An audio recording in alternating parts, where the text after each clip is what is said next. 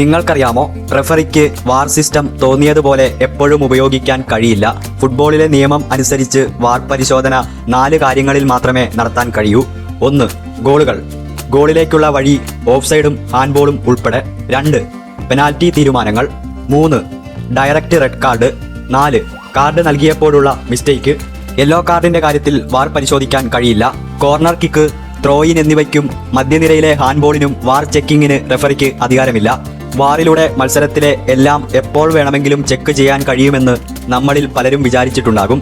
റഫറിയുടെ അനുവാദമില്ലാതെ ഏതെങ്കിലും കളിക്കാരൻ വെള്ളം കുടിക്കാൻ പോയാൽ റഫറിക്ക് യെല്ലോ കാർഡ് നൽകാം. റഫറിയുടെ അനുവാദമില്ലാതെ കളിക്കാർക്ക് ടച്ച് ലൈനിന്റെ പുറത്തു പോകാൻ കഴിയില്ല. റഫറിയുടെ അനുവാദമില്ലാതെ ഏതെങ്കിലും കളിക്കാരൻ സബ്ബായി വന്ന സമയത്ത് ടീം ഗോളടിച്ചാൽ അത് അനുവദിക്കാതിരിക്കുകയും കളിക്കാരന് മഞ്ഞ കാർഡ് കൊടുക്കുകയും എതിർ ടീമിന് ഡയറക്റ്റ് ഫ്രീ കിക്ക് നൽകുകയും ചെയ്യും.